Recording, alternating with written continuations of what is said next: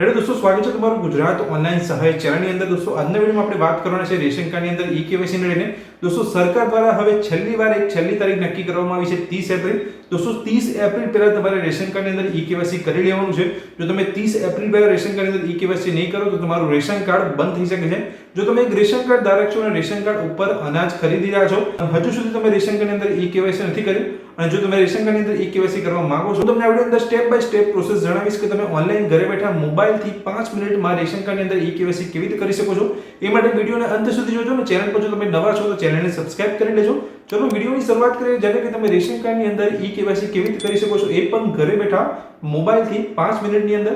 Ration કાર્ડની અંદર ઈ-કેવાયસી કરવા માટે તમારે સૌપ્રથમ તો માય રેશન એપ્લિકેશન ઇન્સ્ટોલ કરી લેવાની છે। માય રેશન એપ્લિકેશન ઇન્સ્ટોલ કરીને સૌપ્રથમ તમારે ચેક કરી લેવાનું છે આધાર અને મોબાઈલની સ્થિતિની અંદર જઈને તમારો રેશન કાર્ડ નંબર એન્ટર કરવાનો છે અને કેપ્ચા એન્ટર કરીને તમને અહીંયા માહિતી મળી જશે કે તમારા રેશન કાર્ડ સાથે આધાર કાર્ડ અને મોબાઈલ નંબર લિંક છે કે નહીં।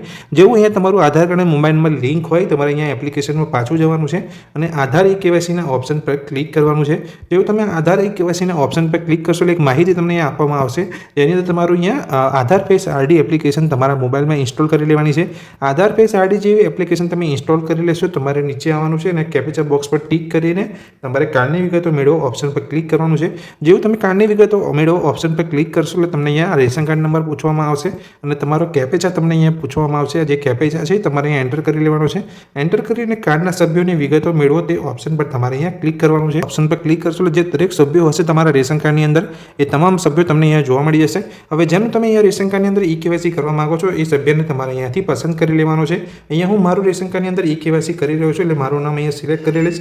અહીંયા મારું નામ સિલેક્ટ કરીને તમારે આ સભ્યમાં આધાર ઈ-કેવાયસી કરો તે ઓપ્શન પર ક્લિક કરવાનું છે। જો તમે આ સભ્યની અંદર આધાર ઈ-કેવાયસી કરો ઓપ્શન પર ક્લિક કરશો એટલે તમને અમુક માહિતી જોવા મળશે, જેમાં નીચે તમારે બોક્સ આપેલું છે તેની અંદર ટિક કરીને ઓટીપી જનરેટ બટન પર ક્લિક કરવાનું છે। જેવું તમે ઓટીપી જનરેટ બટન પર ક્લિક કરશો એટલે તમારા મોબાઈલ પર ઓટીપી આવી જશે, જે તમારો અહીંયા આધાર કાર્ડ સાથે જે લિંક હશે મોબાઈલ એ ઓટીપી તમારે અહીંયાથી લઈને તમારે અહીં ઓટીપી એન્ટર કરી લેવાનો છે। ઓટીપી એન્ટર કરીને ઓટીપી ચકાસો બટન પર તમારે ક્લિક કરવાનું છે। જેવું તમારો ઓટીપી અહીંયા વેરીફાઈ થઈ જશે એટલે તમને અહીંયા પૂછવામાં આવશે કે તમે તમારું પોતે અહીંયા ઈ-કેવાયસી કરી રહ્યા છો કાં તો તમારા જે રેશન કાર્ડની અંદર તમારા જે પેરેન્ટ્સ છે તેમનું તમે ઈ-કેવાયસી કરી રહ્યા છો।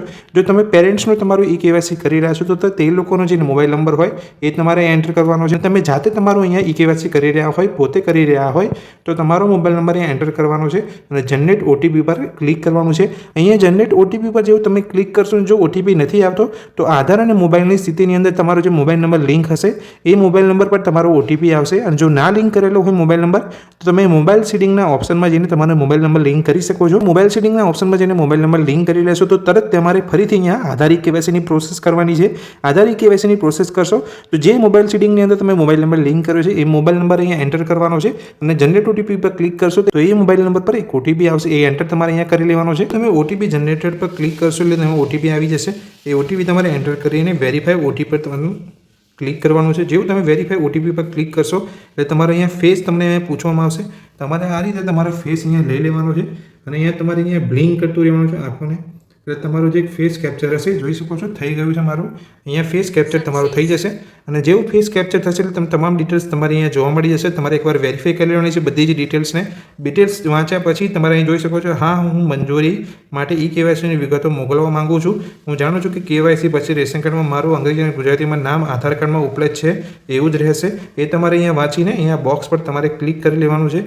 બોક્સ પર ક્લિક કરી લીધા બાદ મંજૂરી માટે વિગતો મોકલો તે ઓપ્શન પર તમારે ક્લિક કરવાનું છે। જેવું તમે મંજૂરી માટે વિગતો મોકલો તે ઓપ્શન પર ક્લિક કરશો એટલે તમારું અહીંયા જે રેશન કાર્ડની અંદર ઈ-કેવાયસીની જે પ્રોસેસ છે અહીંયા પતી ગઈ છે અને તમારી જે રેશન કાર્ડની અંદર ઈ-કેવાયસીની રિક્વેસ્ટ અહીંયા સેન્ડ કરી દેવામાં આવી છે। થોડા સમયની અંદર જ અહીંયા જે પ્રોસેસ છે એ ફાસ્ટ કરી દેવામાં આવી છે એટલે થોડા સમયની અંદર તમારા રેશન કાર્ડની અંદર ઈ-કેવાયસી થઈ જશે। જો તમે હજુ સુધી રેશન કાર્ડની અંદર ઈ-કેવાયસી નથી કર્યું તો આ રીતે તમારે ફટાફટ રેશન કાર્ડની અંદર ઈ-કેવાયસી કરી લેવાનું છે। શરત માત્ર એટલી છે કે તમારા રેશન કાર્ડ સાથે તમારો મોબાઈલ નંબર અને આધાર કાર્ડ નંબર લિંક હોવું જોઈએ। મોબાઈલ નંબર તો તમે એપ્લિકેશન પરથી જ લિંક કરી શકો છો, પણ જો આધાર કાર્ડ નંબર લિંક ના હોય તો તમારે અહીંયા ગ્રામ પંચાયત કે નગરપાલિકા કે પોસ્ટ ઓફિસમાં જવાનું છે, જેથી તમારું રેશન કાર્ડની અંદર ઈ-કેવાયસી ફટાફટ થઈ જશે। તો દોસ્તો આ વિડીયો અંદર મેં તમને માહિતી આપી કે જો તમે રેશન કાર્ડની અંદર ઈ-કેવાયસી હજુ બાકી હોય તો તમે હવે ફટાફટ રેશન કાર્ડની અંદર ઈ-કેવાયસી કરી શકો છો। બહુ પ્રોસેસને શોર્ટ કરી દેવામાં આવી છે, સમયની અંદર તમારું અહીંયા ઈ-કેવાયસી યસ લખાઈને આવી જશે સ્ટેટસની અંદર। તો આ વિડીયો જો તમને ગમે હોય તો વિડીયોને લાઈક કરજો, ચેનલ પર નવા છો તો ચેનલને સબસ્ક્રાઇબ કરી લેજો। Thank you.